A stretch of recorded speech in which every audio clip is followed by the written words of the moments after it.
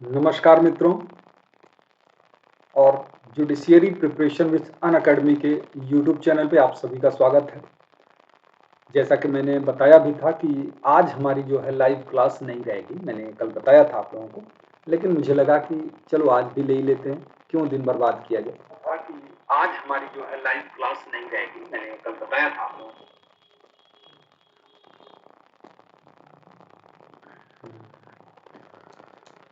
तो ले लिए हैं। अब जिन लोगों के पास नोटिफिकेशन चला जाए लाइव क्लास की, जल्दी जल्दी शामिल हो जाइए ताकि आज के लेक्चर को हम लोग बढ़ा पाएँ, क्योंकि आज का जो लेक्चर है वो आपके लिए फेवरेट है। क्योंकि ज़्यादातर स्टूडेंट इस चीज़ को लेके कंफ्यूज रहते हैं, वो कॉन्फिडेंस नहीं आ पाता कि वो ये कैसे बताएं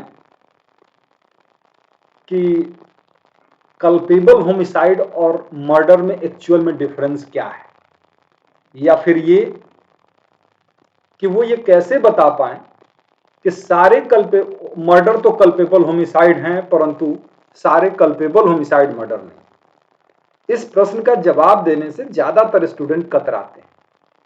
तो चलिए, हमारे कुछ होनहार छात्र लाइव आ चुके हैं। Prashant good evening, Ayesha good evening, Ruchika good evening, Firdaus good evening.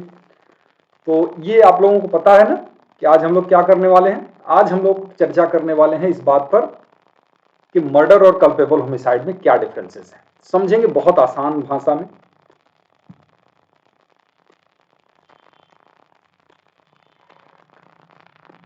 Ajay Kumar, सूर्यवंदना। चलिए आज ट्राई करेंगे कि देखते हैं समझ में आता है कि नहीं। उससे पहले थोड़ा सा इस अनअकैडमी के बारे में थोड़ी सी चर्चा कर लेते हैं आपसे, फिर अपने बिंदु पर हम लोग चर्चा करेंगे। देखिए, ये आपके लिए एक बेहतरीन ऑफर है। अगर आप अनअकैडमी का सब्सक्रिप्शन लेने की बात दिमाग में बना रहे हैं तो ये एक बेहतरीन ऑफर इसलिए है क्योंकि 6 मंथ के सब्सक्रिप्शन पर 1 मंथ, और 12 मंथ के सब्सक्रिप्शन पर 2 मंथ, और 18 मंथ के सब्सक्रिप्शन पर 4 मंथ का सब्सक्रिप्शन बिल्कुल फ्री में मिल रहा है। लेकिन हाँ, आज 21 अक्टूबर को अगर आप ये लाइव देख रहे हैं तो ये आज लास्ट डेट है, 21 अक्टूबर तक ही है।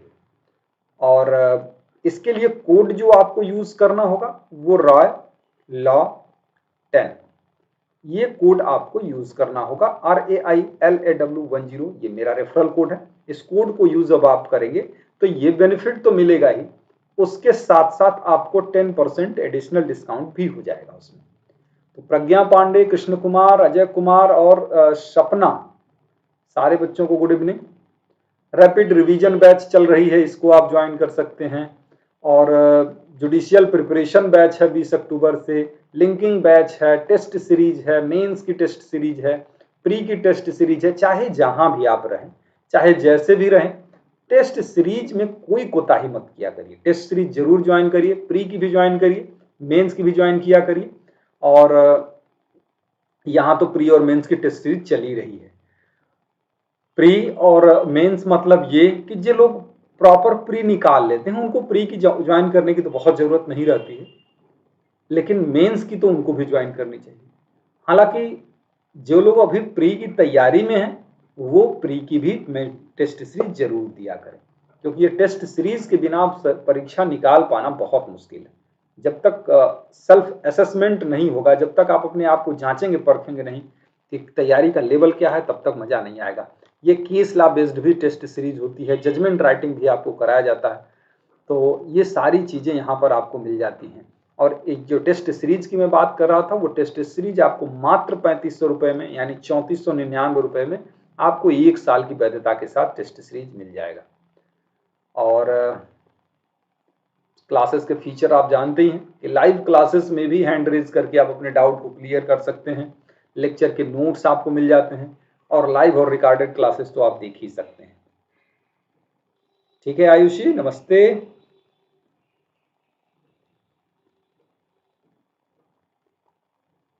हाँ, प्राइसिंग प्लान की अगर बात करें तो प्राइसिंग प्लान ये है जो आपके स्क्रीन पर दिख रहा है। उसके अलावा आपको 6 मंथ पर 1 मंथ, और 12 मंथ पर 2 मंथ, और 18 मंथ पर 4 मंथ का सब्सक्रिप्शन। अब 4 मंथ इसमें है तो इसमें भी कम से कम 4 मंथ होगा ही। तो इसे फ्री में मिल रहा है, रायला 10 कोड यूज किया जाएगा तो 10% फीस में भी डिस्काउंट हो ही जाएगा। जैसे ये आइकॉनिक है तो आइकॉनिक में भी वही नियम लागू होते हैं सेम, और आइकॉनिक जो होता है उसमें लाइव मेंटरशिप मिलती है आपको। चलिए तो शुरुआत करते हैं। आयुषी, हेमलता, एडवोकेट ज्योति राय। तो फिर बिना देर किए इस टॉपिक को शुरुआत करते हैं। आज जनता कुछ कम लग रही है क्या हमको?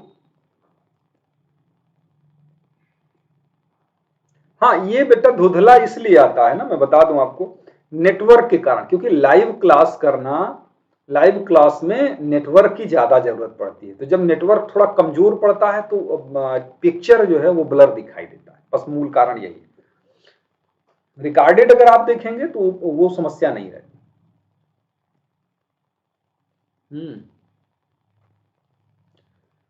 चलें फिर शुरुआत करते हैं। देखिए हम लोग बात आज करने वाले हैं मर्डर और कल्पेबल होमिसाइड, जिसे हम हत्या और आपराधिक मानव वध कहते हैं। इसके बारे में डिस्कस करेंगे कि आखिर मर्डर क्या होता है, कल्पेबल होमिसाइड क्या होता है, और कब कल्पेबल होमिसाइड मर्डर बन जाता है, या कल्पेबल होमिसाइड सारे के सारे मर्डर क्यों नहीं बन जाते, और सारे के सारे मर्डर कल्पेबल होमिसाइड कैसे होते हैं। तो इसी के बारे में हम लोग चर्चा करेंगे। खास तौर से सेक्शन नंबर 299 और 300 हम लोग डिस्कस करेंगे। इससे रिलेवेंट बहुत सारे सेक्शन हम लोग डिस्कस करने वाले हैं, लेकिन मूलतः इनकी जो डेफिनेशन है वो मर्डर के 300 में और कल्पेबल होमिसाइड की 299 में दी गई। बिल्कुल। हाँ, दिवाली भी तो नजदीक आ गई है, तो आज लास्ट कर लेते हैं। कल जो है दिवाली के बाद ही अब क्लास लिया जाएगा लाइव वाली यूट्यूब की। अब देखिए ये बात हम लोगों ने मर्डर और कल्पेबल होमिसाइड की कर दी। पहली बात तो ये कि कल्पेबल होमिसाइड को समझते हैं क्या है। ये कल्पेबल होमिसाइड यानी दो शब्दों से मिलकर बना है। एक हो गया कल्पेबल और दूसरा है होमिसाइड, है ना। कल्पेबल का मतलब होता है आपराधिक और होमिसाइड का मतलब होता है मानववध। तो आपराधिक मानववध तो दो शब्दों से मिलकर बनेगा, एक आपराधिक और दूसरा मानववध। हम सबसे पहले समझेंगे कि आखिर ये होमिसाइड क्या होता है। होमिसाइड क्या होता है, यानी होमिसाइड का मतलब मानववध क्या होता है। मानववध दो शब्दों से मिलकर बना है, एक होमो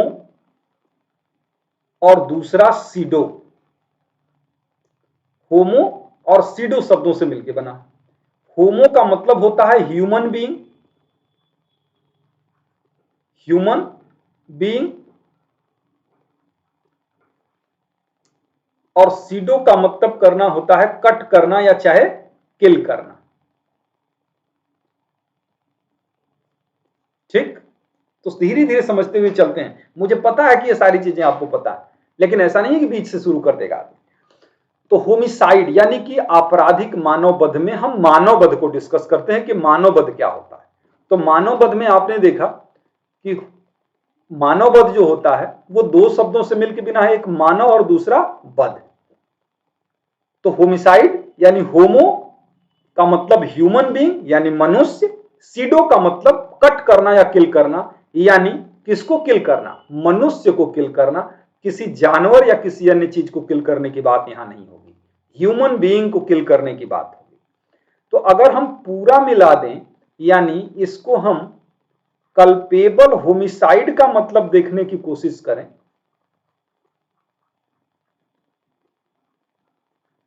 कल्पेबल होमिसाइड देखने की कोशिश करें, तो इसका मतलब हो जाएगा killing of a human being,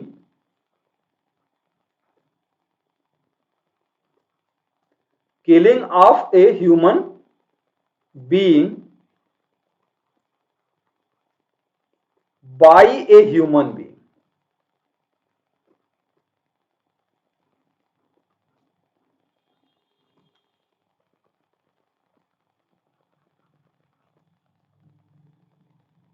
ये इसका मतलब हो गया, है ना। मतलब यहां होमिसाइड को हमने ह्यूमन बीइंग को किल करना है, तो कल्पेबल होमिसाइड का पूरा मतलब हम अगर निकालेंगे तो ये निकल के आता है साफ साफ कि killing of a human being by a human being, यानी एक मानव द्वारा मानव की मृत्यु कारित करना। क्योंकि ये समझते हैं आप, इतना तो आप जानते ही हैं कि अगर कोई जानवर भी किसी को मार देता है तो उसके लिए जानवर की लाइबिलिटी नहीं होती है, लाइबिलिटी हमेशा ह्यूमन बीइंग की होती है। क्योंकि एलिमेंट्स ऑफ क्राइम में हम लोग पहली चीज यही देखते हैं कि ह्यूमन बीइंग होना चाहिए। तो ये कि killing of a human being by a human being, एक सांप भी अगर काट देता है तो उसके लिए लाइबिलिटी सांप की नहीं होगी, वो सांप को रखने वाले की लाइबिलिटी हो सकती है अगर वो लापरवाह रहा है तो। या बैल किसी को मार दे तो बैल की लाइबिलिटी नहीं होती, बैल के मालिक या बैल को रखने वाले की लाइबिलिटी होती है। तो इसी तरीके से यहां केवल बात होगी ह्यूमन बीइंग के मरने की और ह्यूमन बीइंग के मारने की, यानी एक मानव द्वारा दूसरे मानव की मृत्यु कारित करना आपराधिक, अरे मानव वध कहलाएगा। अभी ओहो हमने आपराधिक भी कर दिया इसमें, एक सेकेंड इसको हम डिलीट कर देते हैं।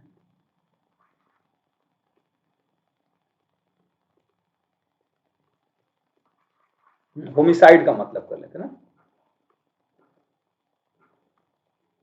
होमिसाइड का मतलब killing of a human being by a human being. तो अब ये होमिसाइड हो गया, यानी मानव वध को हमने समझा। तो क्या मानव वध को समझने में किसी को कोई समस्या आई?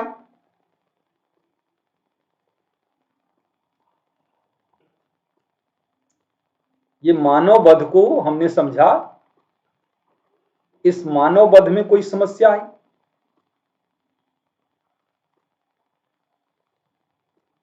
ठीक है, क्लियर है? बताते रहिएगा, आपके रिस्पांस से हमको एनर्जी मिलती है, आपका प्रॉपर रिस्पांस मिलते रहना चाहिए। जो लोग नोट कर रहे हैं और नोट करिए, जिन लोगों के पास पेज भी हो एक तो कहीं भी तो पेज पर नोट जरूर करिएगा। तो मानव वध को हमने देखा कि एक व्यक्ति द्वारा दूसरे व्यक्ति की मृत्यु कारित करना मानव वध होता है। अब आप खुद बता सकते हैं ये कि क्या एक मानव वध हमेशा गलत होता है? इसका जवाब आप खुद दे सकते हैं कि क्या एक मानव वध जो होता है वो हमेशा गलत होगा? तो इसका जवाब आप निश्चित रूप से देंगे कि नहीं, हमेशा गलत नहीं होता। ये लॉफुल भी, विधि पूर्ण भी हो सकता है, विधिपूर्ण भी हो सकता है और विधि विरुद्ध भी हो सकता है।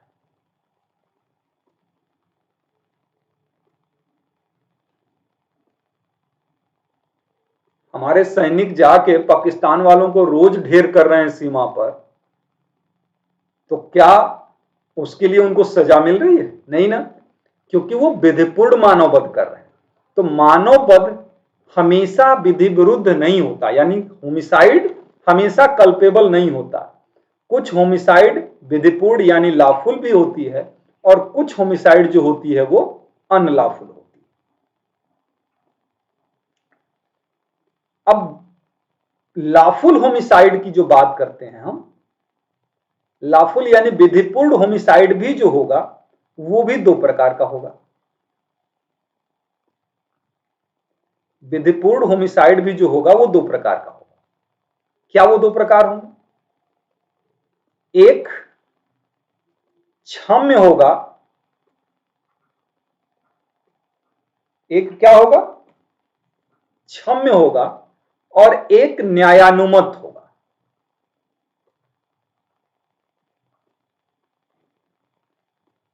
ठीक है ना? एक एक्सक्यूजेबल होता है और दूसरा जस्टिफिएबल होता है। नमस्ते सुलेखा। एक एक्सक्यूजेबल और एक जस्टिफिएबल होता है। कैसे को हम एक्सक्यूजेबल कहते हैं और किसको हम जस्टिफिएबल कहते हैं? एक्सक्यूजेबल के अंतर्गत हम सब चीजों की चर्चा नहीं करेंगे, बस एक सेंस समझना है। एक्सक्यूजेबल का मतलब यह हो गया कि मेंस रिया अगर नहीं है,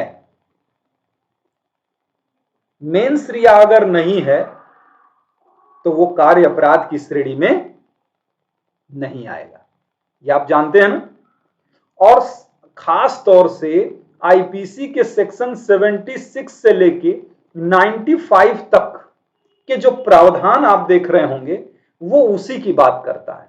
किसी न किसी तरीके से लैक ऑफ मेंस रिया रहती है ना, चाहे एक्सीडेंट देख लीजिए, चाहे मिस्टेक ऑफ फैक्ट के अंतर्गत देख लीजिए, चाहे नेसेसिटी देख लीजिए, चाहे अनसाउंडनेस ऑफ माइंड देख लीजिए, चाहे डॉली इन कैपेक्स का पार्ट देख लीजिए, चाहे कॉन्सेंट देख लीजिए, सारी की सारी जगह आप देखेंगे, नहीं बेटा दूसरी स्लाइड है, सारी की सारी जगह आप देखेंगे तो वहां पे मेंस रिया प्रेजेंट नहीं होती और बिना मेंस रिया के कोई अपराध होगा नहीं।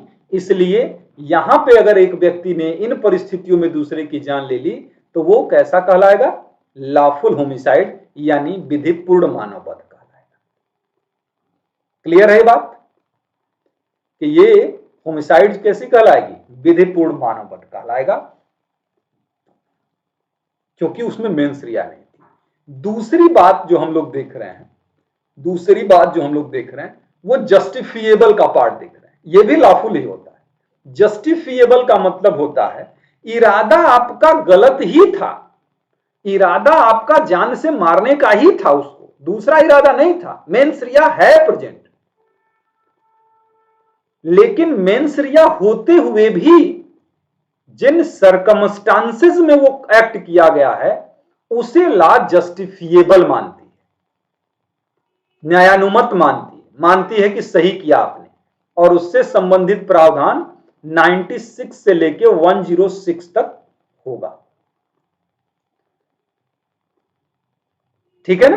राइट ऑफ प्राइवेट डिफेंस पढ़े होंगे आप, सारे बच्चे पढ़े होंगे, आरपीडी हम लोग शार्ट में कहते हैं कि राइट ऑफ प्राइवेट डिफेंस के अंतर्गत कोई व्यक्ति दूसरे को मारता जो है ना, इरादा मारने का ही होता है और मार भी देता है। 100 देखें ना, 100 सेक्शन 100 है, चाहे सेक्शन 103 है, उसमें जान लेने का इरादा भी और वो जान भी ले रहा है, फिर भी उसका एक्ट लॉफुल ही है, क्योंकि जिन सरकमस्टांसेस में वो किया जाता है वो जस्टिफिएबल लॉ मानती है। हम लोग अगर चाहें तो ये लॉफुल होमिसाइड को ही डिस्कस 2 घंटा करें बड़े आसानी से, लेकिन चूंकि हम जानते हैं कि हमारे क्लास की लिमिट है और हमको सिर्फ कॉन्सेप्ट बता के ही आगे बढ़ना है। आपका अगर आंसर यस है कि हाँ हमको बात समझ में आ रही है तो हम आगे बढ़ते रहेंगे। फिर नमस्ते, नमस्ते ज्योति, नमस्ते रुचिका। यहां तक बात आपको क्लियर है कि लॉफुल होमिसाइड यानी हमेशा होमिसाइड, हमेशा मानववध अपराध ही हो ये जरूरी नहीं है, बहुत सारी परिस्थितियों में अपराध नहीं भी होता है। अब हम विधि विरुद्ध मानववध की बात करते हैं। विधि विरुद्ध मानववध का मतलब अनलॉफुल होमिसाइड। तो क्या एक व्यक्ति, जनरली जैसे आम बोलचाल की भाषा में हम लोग यही समझते हैं, मतलब लॉ करने से पहले तो कम से कम ये समझते ही थे, आप लोग भी समझते रहे होंगे कि एक व्यक्ति दूसरे की जान ले लेगा तो वो मर्डर के लिए दोषी। मर्डर एक तो शब्द ही हम लोगों ने सुना था, लेकिन ऐसा होता नहीं है। अब चूंकि आप लॉ ग्रेजुएट हैं और आप लोग बहुत अच्छे से लॉ की समझ रखते हैं, इसलिए हमेशा मर्डर ही नहीं हो जाता है। तो अनलॉफुल है मतलब गलत तो है, एक व्यक्ति ने दूसरे की जान ली तो वो गलत है। अच्छा, ये विधि विरुद्ध को हम नेक्स्ट पेज पर बता दें, क्योंकि वो थोड़ा कंजस्टेड हो जाएगा तो बुरा लगेगा। तो विधि विरुद्ध मानववध को हम लोग यहां पे डिस्कस कर लेते हैं।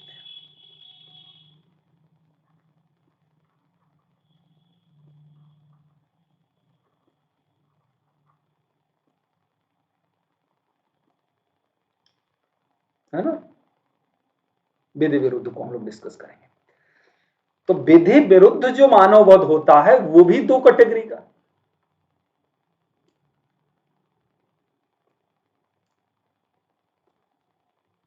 हम हर चीज में 2 कैटेगरी कर दे रहे हैं। एक गाना भी इसी तरीके का है, फिल्म में कोई सॉन्ग है ना, हाँ कोई है ना कि 2 बातें हो सकती हैं, हर चीज में 2 बातें। तो यहां विधि विरुद्ध मानववध में भी हम लोग दो बातें निकालेंगे। क्या?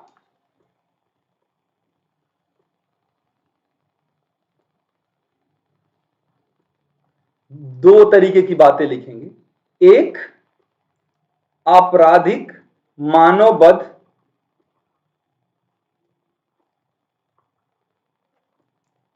जो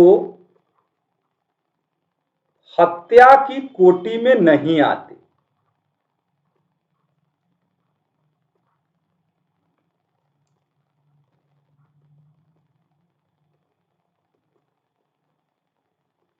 एक वैरायटी ये वाली हो जाएगी,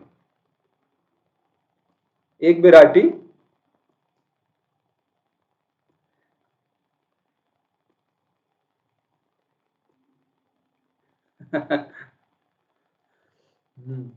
तो ये एक वैरायटी हो जाएगी आपराधिक मानववध जो हत्या की कोटि में नहीं आता, और दूसरा आपराधिक मानववध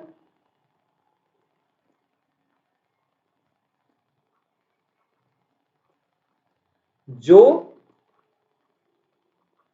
हत्या की कोटि में आता है।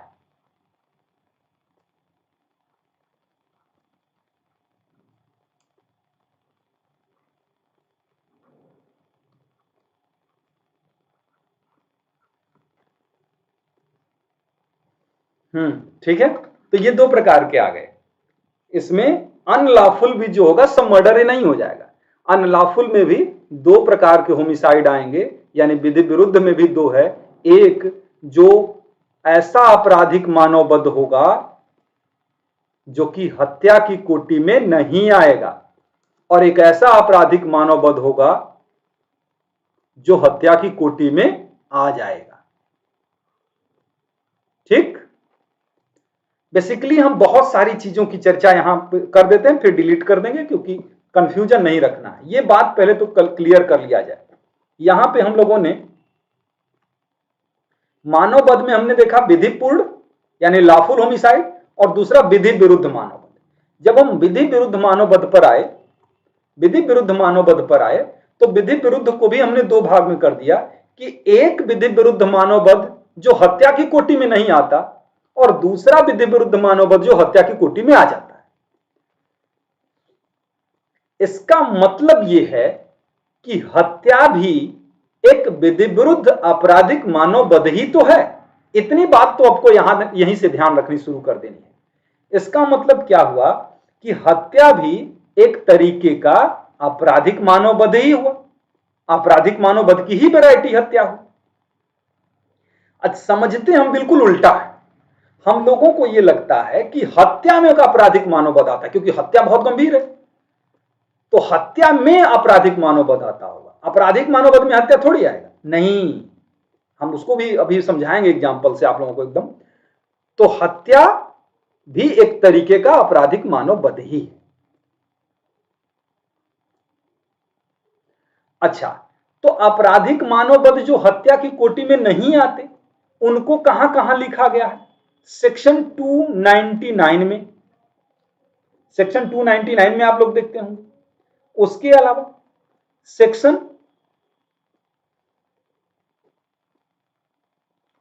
304A में काजिंग डेथ बाय नेग्लिजेंस। उसके अलावा सेक्शन आप देखते होंगे 304B में डावरी डेथ के रूप में। इसके अलावा सेक्शन 305 देखते होंगे, किसके रूप में है? एबेटमेंट टू सोसाइटी, बच्चों को। और 306 ये हो जाएगा एबेटमेंट टू सोसाइटी है मेजर पर्सन के लिए। तो ये बहुत सारे प्रकार के हैं कल्पेबल होमिसाइड जो मर्डर की कैटेगरी में नहीं आते। ये बात समझ में आ रही है? तुरंत हम अपना अंगूठा दिखाते रहिएगा, क्योंकि हम लोग पढ़े लिखे नहीं हैं, हम लोग अंगूठा की ही बात समझते हैं। तो यहां पे आप देख रहे हैं ना कि ये एक ऐसा होमिसाइड है जो मर्डर की कैटेगरी में नहीं आता। तो मर्डर की कैटेगरी में नहीं आने वाले होमिसाइड कौन कौन से? 299 में भी होगा, 304B में भी होगा, 304A में भी होगा, 305 में भी होगा, 306 में भी होगा, और भी बहुत जगह हो सकते हैं। सही बात है। लेकिन आखिर हम एक बात समझ में आती नहीं है कि जब भी हम कल्पेबल होमिसाइड की बात करते हैं तो केवल और केवल 299 की क्यों बात करते हैं? है ना ऐसा कि किसी से पूछोगे कल्पेबल होमिसाइड कहां है तो 299 की बात करता है। उसका कारण है, उसका कारण यह है कि 299 के अंतर्गत कल्पेबल होमिसाइड इसलिए कहा जाता है कि बाकी जितने भी प्रकार के कल्पेबल होमिसाइड हैं, समझे, बाकी जितने भी प्रकार के कल्पेबल होमिसाइड हैं, सारे होमिसाइड का कुछ न कुछ नाम रख दिया गया है। उसके लिए पार्टिकुलरली एक जगह व्यवस्था कर दी गई, इसलिए उसको बाकी लोगों से कुछ लेना देना नहीं होता। बात समझे ना, कि जैसे इसको एक अलग नाम दे दिया गया, इसको एक अलग नाम दे दिया गया, इसको एक अलग नाम दे दिया गया, इसको एक अलग नाम दे दिया गया, मतलब इन लोगों के लिए अलग अलग धाराओं में अलग अलग पनिशमेंट की व्यवस्था कर दी गई। तो इसलिए जब भी कल्पेबल होमिसाइड का जिक्र होता है तो हम 304, 304 ए बी सी पता नहीं क्या क्या, इसका हम जिक्र ही नहीं करते, सिर्फ कल्पेबल होमिसाइड को हम यहीं तक अटका के रखते हैं 299। बात समझ में आई? तो अब इसी वजह से हम इन लोगों को यहां से बाहर कर देते हैं, हम इन सारे लोगों को यहां से बाहर कर देते हैं। बस हम यहां पे उठाएंगे कल्पेबल होमिसाइड का मतलब 299 वाला कल्पेबल होमिसाइड, ठीक? हाँ, ताकि कंफ्यूजन ना हो। डाउरी डेथ भी कल्पेबल होमिसाइड है, क्योंकि एक व्यक्ति के मरने में दूसरे व्यक्ति का जिम्मेदारी है ना, तो कल्पेबल होमिसाइड ही तो है वो। एक व्यक्ति आपके वजह से, चाहे हो सकता है वो आपका ताना ही क्यों ना हो, आपके क्रूरता के वजह से वो मर गया, तो उसके लिए कौन जिम्मेदार है? आप ही ना। तो ये कल्पेबल होमिसाइड, ठीक है। तो कल्पेबल होमिसाइड बेसिकली जो हत्या की कोटि में नहीं आते उनकी चर्चा हम 299 के अंतर्गत करते हैं, और आपराधिक मानववध जो हत्या की कोटि में आते हैं उनको हम धारा 300 के अंतर्गत चर्चा करते हैं। समझे? यही है ना परिभाषा उसमें दोनों की, यही कि 299 के अंतर्गत हम उस कल्पेबल होमिसाइड की बात करते हैं जो 299 के अंतर्गत आते हैं और इसके 300 के अंतर्गत आते हैं। इसका पनिशमेंट आप देखेंगे सेक्शन 304 में होगा, और इसका पनिशमेंट आप देखेंगे सेक्शन 302 में होगा।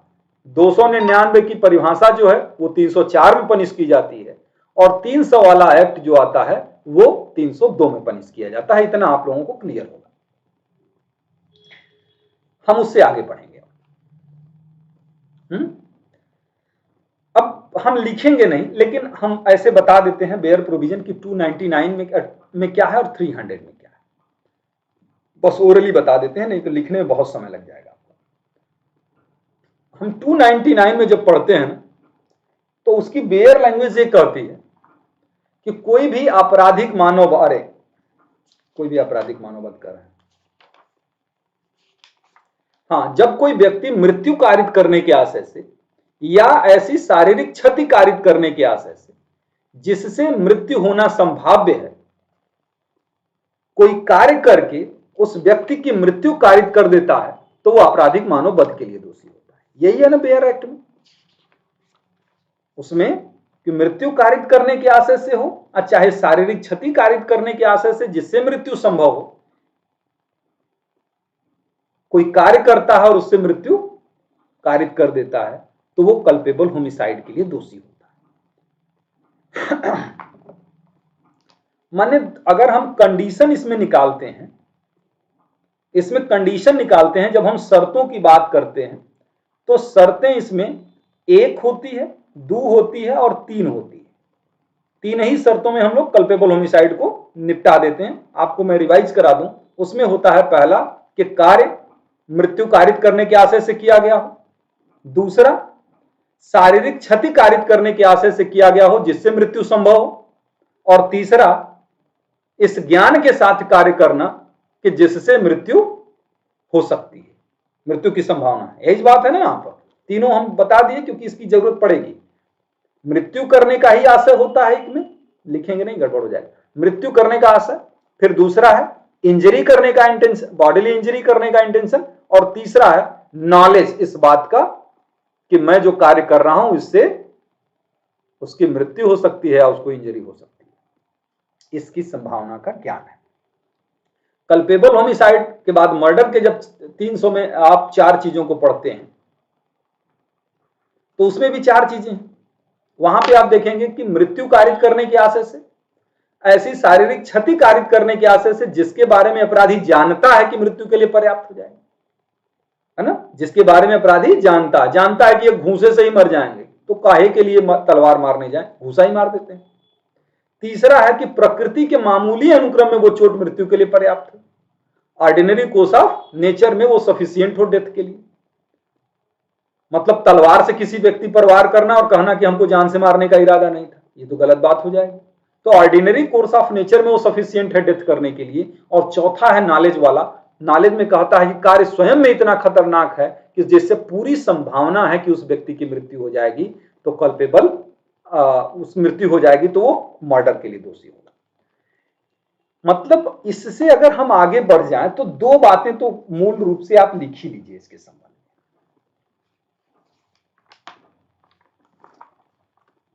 कि आपराधिक मानववध, मैं बस छोटी सी 2 बातें लिखवा देता हूं, फिर उसके बाद आप लोगों को समझाऊंगा कि आपराधिक मानववध, आपराधिक मानववध 299 एवं हत्या 300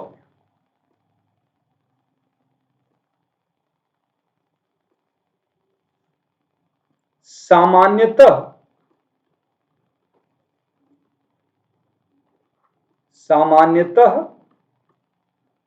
दोनों अपराध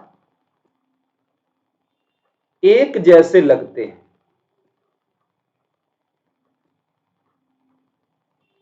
एक जैसे लगते हैं क्योंकि दोनों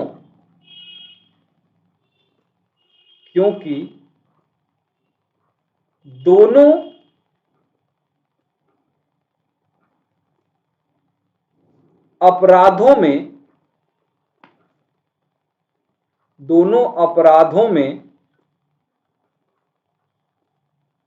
अपराधी, दोनों अपराधों में अपराधी किसी की मृत्यु कारित करता है।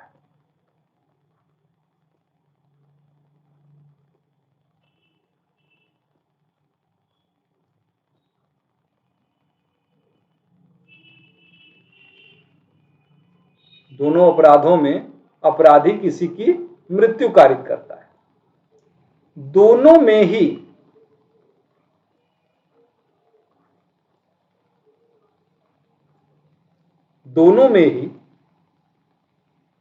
आशय एवं ज्ञान के तत्व विद्यमान है।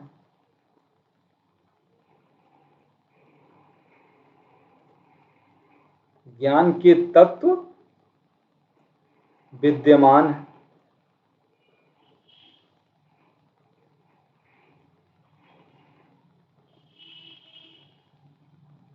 दोनों में अंतर सिर्फ इतना है,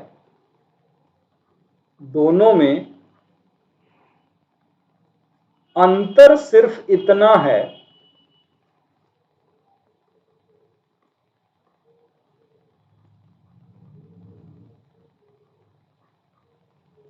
दोनों में अंतर सिर्फ इतना है कि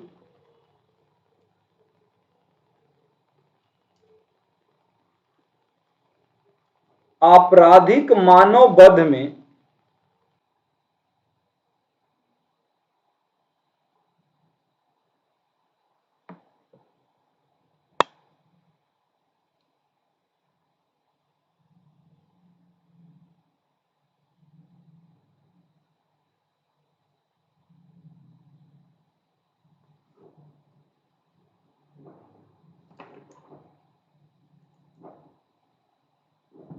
आपराधिक मानववध में आशय एवं ज्ञान की मात्रा कम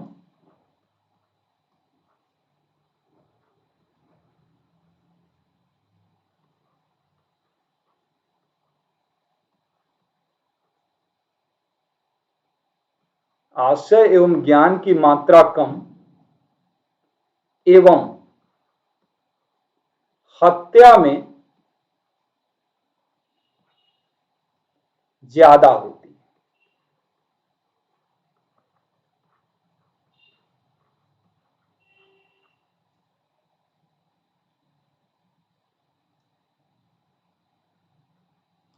अतः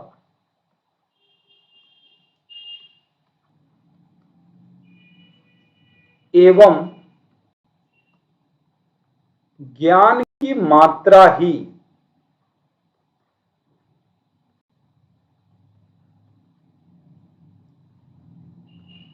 आशय एवं ज्ञान की मात्रा ही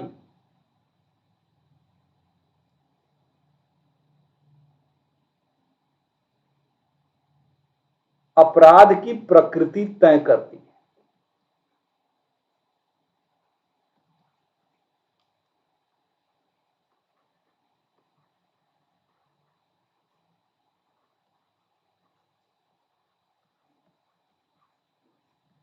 ठीक, एक बात हो गई। मेरी आवाज बच्चों जा रही है ना प्रॉपर? अब थोड़ा सा कनेक्शन ब्रेक हो गया है, लेकिन आवाज तो जा रही है ना? हाँ बिल्कुल सपना, बिल्कुल थोड़ी देर में दिखने लगेंगे बेटा। तो आपराधिक एवं आशय, अरे आपराधिक आशय में ज्ञान की मात्रा कम और हत्या में ज्यादा होती है, यानी ज्ञान की मात्रा ही उस अपराध की प्रकृति को तय करती है। और दूसरा कि आपराधिक मानववध एक जाति है, एक जाति है और हत्या एक उपजाति है।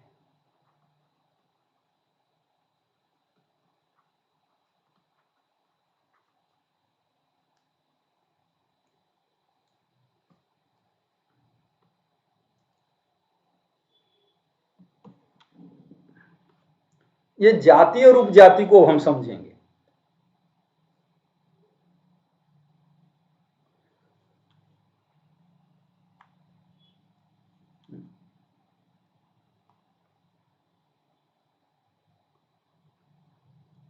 प्रत्येक हत्या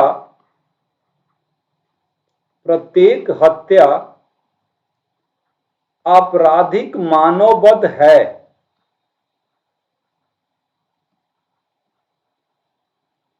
लेकिन प्रत्येक मानववध हत्या नहीं है।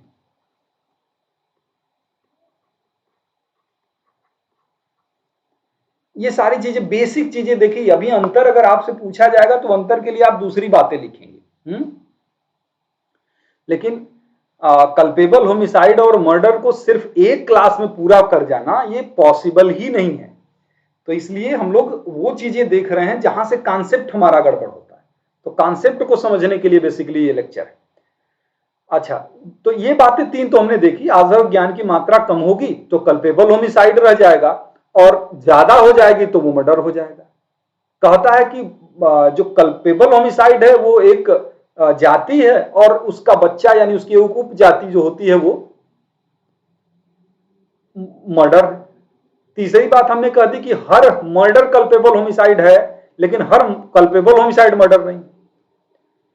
अब इसी बात को हम लोग समझेंगे। जैसे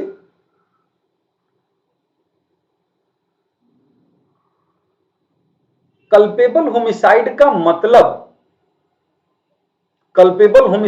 मतलब क्या होता है? अभी थोड़ी देर पहले आपने देखा था कि कल्पेबल होमिसाइड का मतलब यह होता है कल्पेबल होमिसाइड का मतलब होता है कि एक ह्यूमन बीइंग दूसरे ह्यूमन बीइंग की डेथ काज करता है और वो डेथ काज करना ऑफेंस की कैटेगरी में आता है, तो उसे हम कल्पेबल होमिसाइड कहते हैं। यही ना? संगीता को नमस्ते बेटा।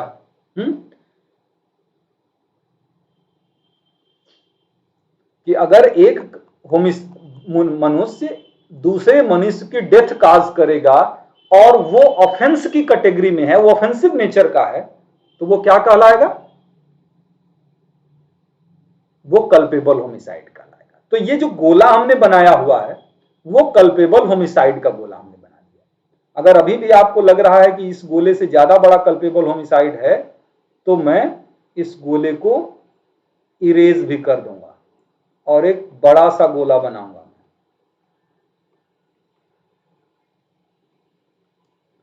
उससे भी बड़ा गोला। ये बात और है कि गोला नहीं बन पाया सटीक। तो ये कल्पेबल होमिसाइड है। कल्पेबल होमिसाइड है, यानी आपराधिक मानव वध के लिए हमने ये घेरा बनाया हुआ है। आपराधिक मानव वध के लिए सेक्शन नंबर 299 में कुछ शर्तें बताई गई थी, आप ध्यान देते रहिएगा। 1, 2 और 3 था ना एसेंशियल। पहला, मृत्यु कारित करने का इंटेंशन, डेथ काज करने का इंटेंशन। दूसरा, बॉडीली इंजरी करने का इंटेंशन जिससे डेथ पॉसिबल हो।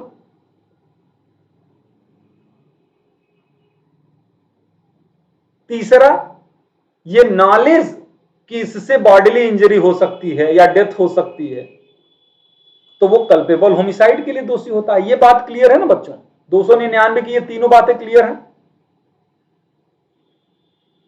हाँ, अब हम आते हैं कि भाई अगर किसी ने किसी की जान ले ली और वो गलत है, तो कल्पेबल होमिसाइड तो वो कहलाएगा, इसमें कोई संदेह नहीं। लेकिन क्या वो मर्डर कहलाएगा? नहीं। मर्डर के लिए उसे कुछ टेस्ट पास करने होंगे। मर्डर के लिए उसे कुछ टेस्ट पास करने होंगे, और वो टेस्ट देता है, टेस्ट पेपर कौन बनाता है? सेक्शन 300। सेक्शन 300 कहता है कि बेटा सिर्फ कल्पेबल होमिसाइड हो जाने से तुम इतने बड़े नहीं हो जाओगे, मेरे जितने बड़े, मर्डर जितने बड़े। तुमको कुछ टेस्ट पास करना होगा। 1, 2, 3 और 4।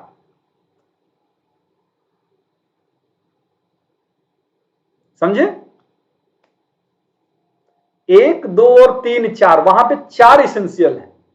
कहता है कि डेथ काज करने का इंटेंशन हो, बॉडीली इंजरी काज करने का इंटेंशन हो जिससे में उसे नॉलेज है कि उसको डेथ काज कर देगा, ऐसी बॉडीली इंजरी जो ऑर्डिनरी कोर्स ऑफ नेचर में डेथ के लिए सफिशिएंट है, और चौथा है कि इस बात का नॉलेज है कि वो एक्ट खुद ही में इतना इमिनेंट डेंजरस है, इतना खतरनाक है कि वो दूसरे की मृत्यु कारित कर देगा। ये टेस्ट में से अगर कोई एक चीज पास कर गया तो इसका मतलब है कि आ गया मर्डर, और कल्पेबल होमिसाइड अब मर्डर बन गया। ठीक? अभी भी बात नहीं समझ में आई तो इसको ऐसे समझिए। कल्पेबल होमिसाइड का मतलब एलएलबी करना। कल्पेबल होमिसाइड का मतलब एलएलबी करना। तो एलएलबी करने वालों की संख्या सीमित है क्या? कई हजार लोग होंगे LLB pass out. LLB pass out तो बहुत लोग होंगे, लेकिन अब जो एलएलबी पास करने वाला पर्सन जज कौन बनता है?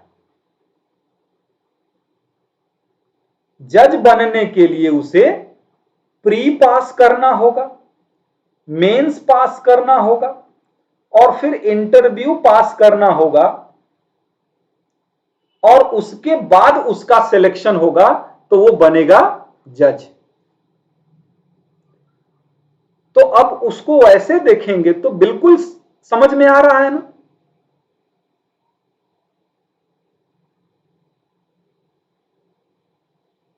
ये समझ में आ रहा है ना कि हर एलएलबी पास करने वाला बच्चा जज नहीं बनता, लेकिन जो जज बनता है वो जरूर एलएलबी पास होता है। उसी तरीके से हर कल्पेबल होमिसाइड मर्डर नहीं है, लेकिन जो मर्डर है वो कल्पेबल होमिसाइड तो रहा ही होगा। क्लियर है इस बात को, आप समझ रहे हैं? इतनी बात क्लियर हो गई। चलिए, बहुत बहुत धन्यवाद आपका। अब और थोड़ा सा अटकाते हैं माजरे को। इतनी माजरे, ये बात अगर बिल्कुल क्लियर है ना, तो फिर हम अब आगे बढ़ेंगे। अच्छा, अब दूसरा एक माजरा ये आता है कि आपने देखा होगा कि सेक्शन 300 में ही 5 एक्सेप्शन उसके हैं।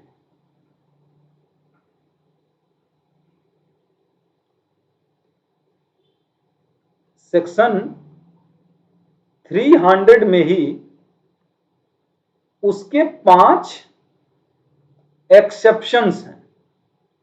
यानी अगर मामला 300 के इसेंशियल को कंप्लीट करता भी है, लेकिन इन 5 एक्सेप्शन में से किसी में आ गया, तब वो मर्डर के लिए दोषी नहीं होता ना। ध्यान दीजिएगा इस बात को। कहता है कि सेक्शन 300 के इसेंशियल को कंप्लीट करने के बावजूद भी अगर वो 5 एक्सेप्शन में से किसी के अंतर्गत आ गया, तब फिर से वो गिर जाएगा, उसका ग्राफ क्या होगा? गिर जाएगा। मतलब वो मर्डर की कैटेगरी से बाहर निकल के फिर से वो कल्पेबल होमिसाइड की कैटेगरी में चला जाएगा। समझे? वो मर्डर की कैटेगरी से निकल के फिर से कल्पेबल होमिसाइड की कैटेगरी में चला जाएगा। कौन कौन से ग्राउंड है ये आपको पता है ना? याद होगा, ग्रेव एंड सडन प्रोवोकेशन होगा, गंभीर एवं अचानक प्रकोपन में अगर किसी की मृत्यु कारित कर दी। दूसरा होगा राइट ऑफ प्राइवेट डिफेंस को एक्सीड कर जाना। राइट ऑफ प्राइवेट डिफेंस है, लेकिन आप डेथ काज नहीं, कुछ चोट भी पहुंचा के जान बचा सकते थे, किल किया क्या आपने? डेथ काज कर। तीसरा, पब्लिक सर्वेंट को जो राइट दिया गया है, जो पावर दी गई है, उससे एक्सीड कर जाएगा और किसी की डेथ कर दे। अब जैसे पुलिस चोर को पकड़ने के लिए गोली मार दी, चोर को पकड़ने के लिए गोली नहीं मार सकता, पुलिस पकड़ने का अधिकारी है, लेकिन वो पुलिस और गोली नहीं मार सकता, उसको जान नहीं ले सकता। तो पब्लिक सर्वेंट अपने पावर को एक्सीड कर जाए, या फिर सडन फाइट हो जाए, अचानक से लड़ाई हो जाए, उसमें किसी की जान चली जाए, या फिर कंसेंट से डेथ की जाए, तो भी वो 300 के इसेंशियल को कंप्लीट करता है। यानी कहते हैं कि 300 की शर्तों को पूरा करता है, लेकिन फिर भी वो मर्डर नहीं कहलाता, वो कल्पेबल होमिसाइड ही बन के रह जाता है। अब कैसे? जैसे मान लीजिए कि एक बच्चा है, एलएलबी किया, एलएलबी करने के बाद उसने प्री पास किया, मेंस पास किया, इंटरव्यू भी पास कर लिया और बन गया, जब सिलेक्शन हो गया, उसका लिस्ट में नाम आ गया। तब से पता यह चलता है कि कैरेक्टर, जब सिलेक्शन हो जाता है ना, तो कैरेक्टर सर्टिफिकेट बनने के लिए आपके थाने में भेजा जाता है, वहां से रिपोर्ट लगाता है कैरेक्टर सर्टिफिकेट का। तो जब सब कुछ हो गया था, उस समय जब रिपोर्ट थाने से मांगी गई, तो पता चला कि आप तो क्रिमिनल, आपने तो पहले कोई अपराध किया है जिससे आपका कन्विक्शन हुआ है, जिसमें आपको, क्या कन्विक्टेड पर्सन को जज बनाया जा सकता है? सब जानते होंगे कि नहीं, कोई व्यक्ति अगर पहले से ऑलरेडी कन्विक्टेड पर्सन है तो वो न्यायाधीश बनने के योग्य नहीं रहता। समझ रहे हैं ना? उस बच्चे ने प्री की परीक्षा पास की, मेंस की परीक्षा पास की, इंटरव्यू भी पास किया है, मतलब 300 के सारे एसेंशियल को वो कंप्लीट करता है, फिर भी चूंकि वो प्रीवियसली कन्विक्टेड पर्सन है, इसलिए वो सड़क के नीचे चला गया उस कैटेगरी में जिस कैटेगरी में एलएलबी पास बच्चे रहते हैं। वही हो गया ना? तो वैसे ही वो बेचारा जो 5 परिस्थितियों में डेथ काज की गई है, एक्सेप्शन की मैं बात कर रहा हूं, वो मर्डर के एसेंशियल को कंप्लीट करते हुए भी मर्डर के लिए लायबिलिटी नहीं बनती, सड़क के आ जाता है वो culpable homicide not amounting to murder के लिए। मामला कहां हो जाएगा? नॉट अमाउंटिंग टू मर्डर के लिए। अब ये बताइए कि क्या वो सारी बातें आपको क्लियर हो गई?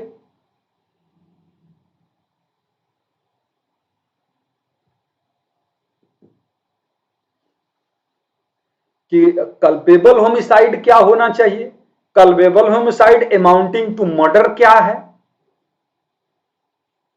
Culpable homicide amounting to murder क्या है, और वो मामले जो 300 के अंतर्गत आने के बावजूद भी कल्पेबल होमिसाइड में चले आते हैं, वो मामले। ठीक, चलिए बहुत बढ़िया।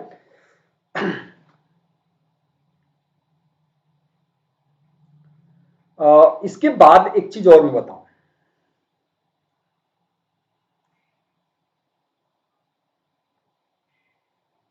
अब उसके बाद आप जानते हैं ना कि सेक्शन 300 के एसेंशियल को कंप्लीट करने पर, यानी अगर वो अपराध हत्या की कैटेगरी में आता है तो उसके लिए पनिशमेंट, अच्छा एक उसको ऐसे नहीं करते, इसको नहीं ऐसे करते,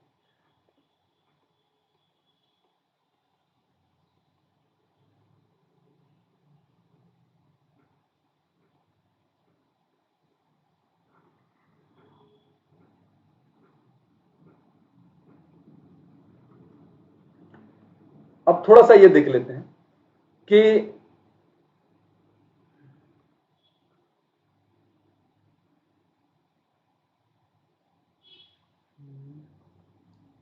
छोड़िए, अच्छा केस के माध्यम से देख लेते हैं ना, नहीं केस लिखेंगे तो कंफ्यूजन हो जाएगा।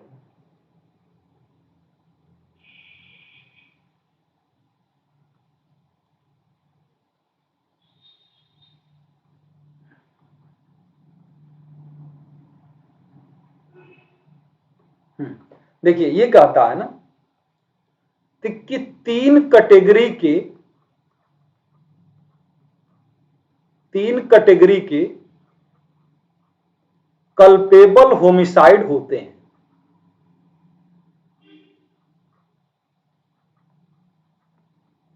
कल्पेबल होमिसाइड तीन कैटेगरी के होते हैं। एक जो प्रथम कैटेगरी के अंतर्गत आता है वो है, पनिश किया जाता है, वो हत्या के अंतर्गत आता है, वो हत्या कहलाता है, और जिसके लिए पनिशमेंट जो होगा वो सेक्शन 302 के अंतर्गत दिया जाता है। और पनिशमेंट क्या है? तो पनिशमेंट मृत्युदंड हो सकता है या हो सकता है आजीवन कारावास या जुर्माना या दोनों। ठीक है, यह है प्रथम श्रेणी का कल्पेबल होमिसाइड। प्रथम श्रेणी का मतलब फर्स्ट डिवीजन पास होने वाला। फर्स्ट डिवीजन समझ रहे हैं ना, सबसे गंभीरतम कैटेगरी का कल्पेबल होमिसाइड का नाम होता है हत्या। ये मॉनिटर है क्लास का, समझ लीजिए। द्वितीय श्रेणी के जो कल्पेबल होमिसाइड हैं, यानी उससे जो हल्के नेचर के हैं, उससे जो हल्के नेचर के कल्पेबल होमिसाइड होंगे वो culpable homicide not amounting to murder ही कहलाते हैं।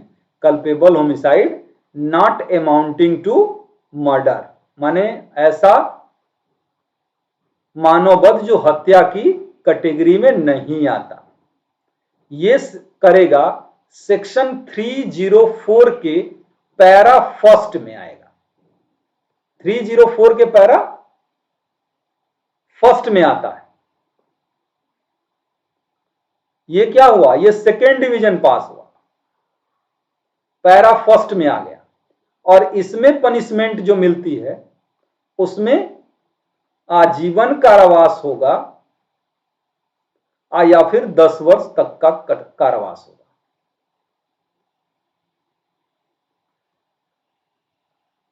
तृतीय कैटेगरी के कल्पेबल होमिसाइड वो होते हैं जो कल्पेबल होमिसाइड तो होते हैं, नॉट अमाउंटिंग टू मर्डर होते हैं, और वो 304 के पैरा सेकेंड के अंतर्गत पनिशेबल है।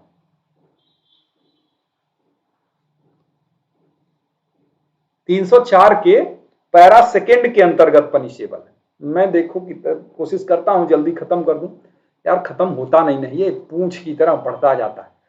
तो ये 3 कैटेगरी के हुए। इसमें आप देखेंगे कि 10 साल तक का कारावास होगा। देख लीजिएगा थोड़ा सा बेयर में, अब इतना बेयर हमको याद नहीं है, लेकिन यही होना चाहिए।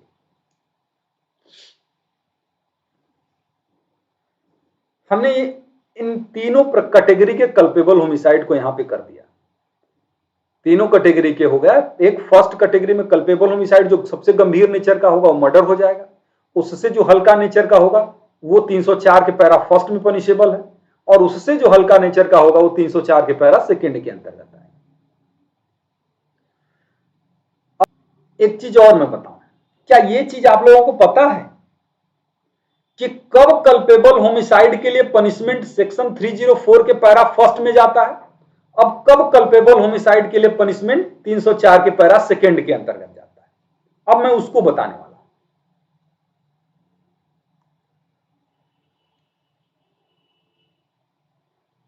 देखिए, सेक्शन 299 के सेक्शन 299 में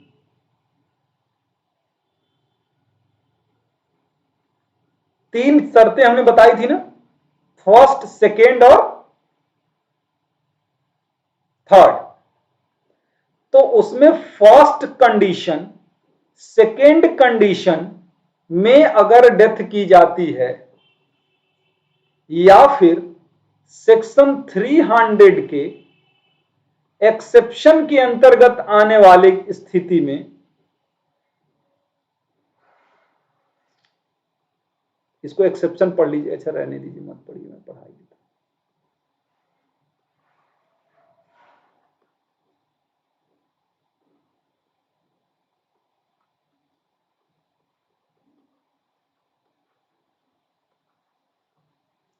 समझे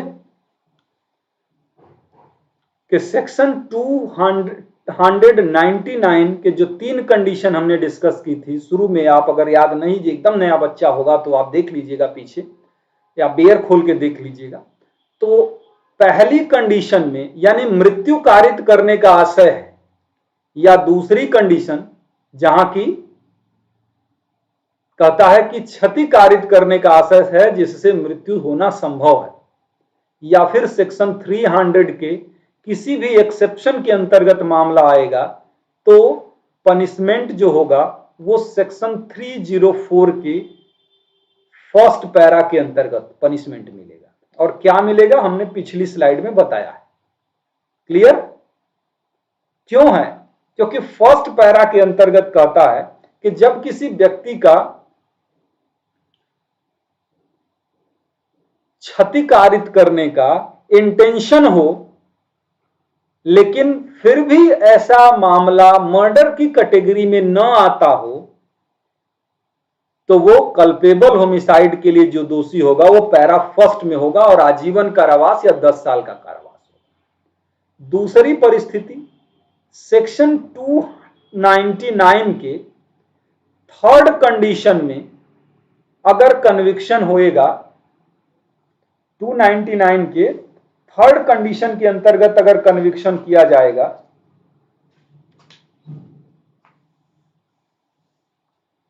तो ये मामला आएगा सेक्शन 304 के सेकेंड पैरा के अंतर्गत।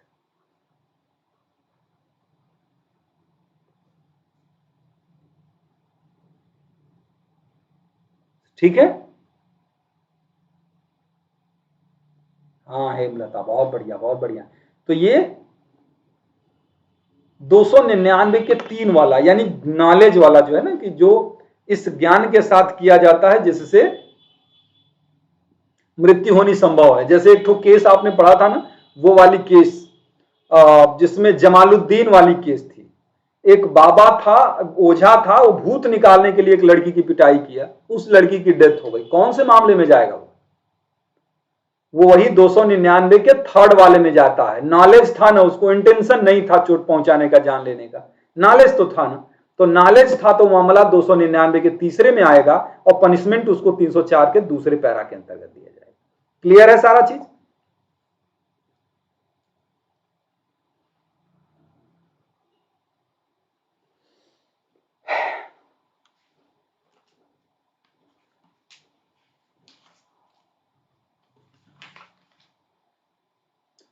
और एक केस लास्ट में लिख लीजिएगा, इससे रिलेटेड केस है, बहुत लीडिंग केस है।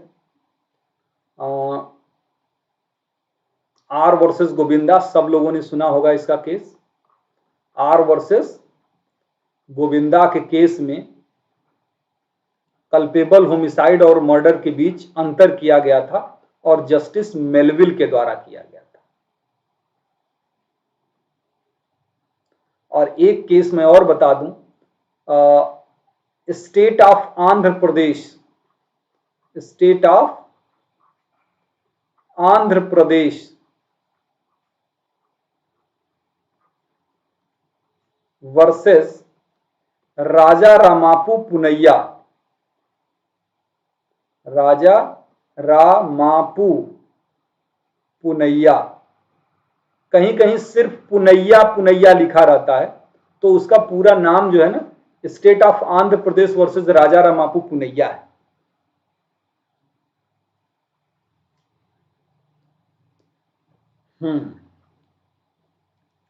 तो राजा रामापू पुनैया के केस में कोर्ट ने कहा था कि कैसे अंतर करें हम कल्पेबल होमिसाइड और मर्डर के बीच। उसके लिए हमको 3 स्टेप चलना पड़ेगा। उसने 3 स्टेप थियरी दी थी, 3 स्टेप चलना पड़ेगा, 3 प्रश्नों का जवाब ढूंढना होगा उसमें। पहली चीज ये, पहला प्रश्न ये होगा कि क्या किसी की मृत्यु कारित की गई है। पहला प्रश्न ये कि क्या किसी की मृत्यु कारित की गई है।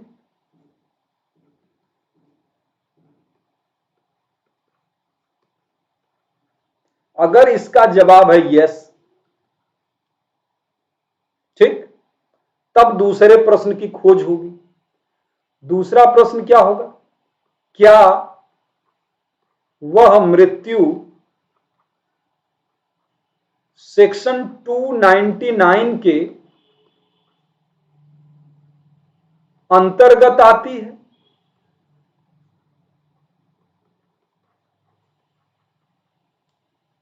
अगर इसका भी जवाब है यस, आती है, तो तीसरा स्टेप चलेंगे कि क्या वह सेक्शन 300 के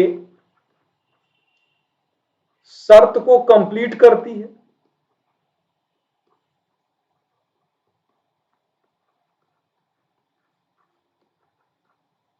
अगर इसका जवाब है यस, तो मामला जाएगा मर्डर का। अगर इसका जवाब है यस, 300 के अंदर आती है, तो मामला जाएगा मर्डर का, और कहता है नो,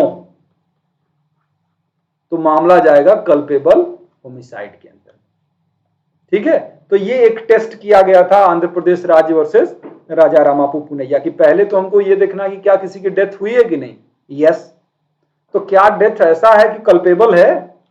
यस, कल्पेबल है, तो क्या वो 299 के अंतर्गत आता है, उसके एसेंशियल को कंप्लीट करता है। यस है, तो हम देखेंगे कहीं ऐसा तो नहीं कि वो मर्डर के एसेंशियल को कंप्लीट करता है। अगर उसका जवाब है यस, तो मर्डर के लिए दोषी, और अगर मर्डर के एसेंशियल को कंप्लीट नहीं करता यानी नो है, तो culpable homicide, not amounting to murder के लिए।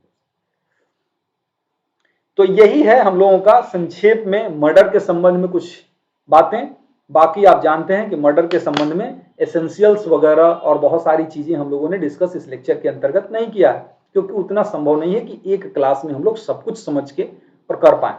चलिए, जो नहीं किया उसके लिए कभी और दूसरी जगह दिन क्लास ले लेंगे, लेकिन जितना किया और जितने लोग हैं आप लोग, क्या वो बातें संतोषजनक हैं, सेटिस्फैक्टरी रही हैं कि समय बर्बाद जैसा लग रहा है। ठीक है, तो उसके बाद हम लोग इस सेशन को समाप्त करेंगे और फिर कुछ देर बाद, हाँ शायद कल सैटरडे और संडे है तो उसकी क्लास हम लोग अब यूट्यूब की ना रखें, और दिवाली भी है तो इसलिए भी नहीं रखें। आप लोग अपना तैयारी करिए धनतेरस और दिवाली की। और धनतेरस और दिवाली की बहुत बहुत बधाई आप सबको। सबसे पहले बहुत बहुत शुभकामनाएं। अच्छे से दिवाली बनाइए, सुरक्षित दिवाली मनाइए, और आने वाला पूरा दिवाली के बाद का समय आप लोगों के लिए खुशियों से भरा हो, बेहतरीन हो।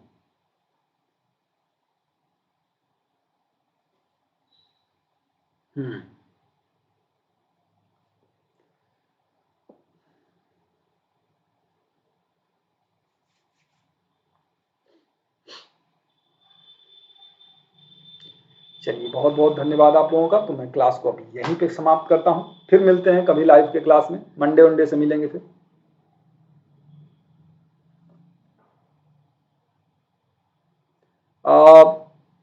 छुट्टी दिवाली भर ले लीजिए, दिवाली भर ले लीजिए छुट्टी, उसके बाद फिर मिलते हैं। कल क्लास नहीं रखते हैं प्रज्ञा, कल आप लोगों का धनतेरस वगैरह भी कहीं कहीं मनाया जाएगा, तो फिर कल क्लास लेना ठीक नहीं रहेगा।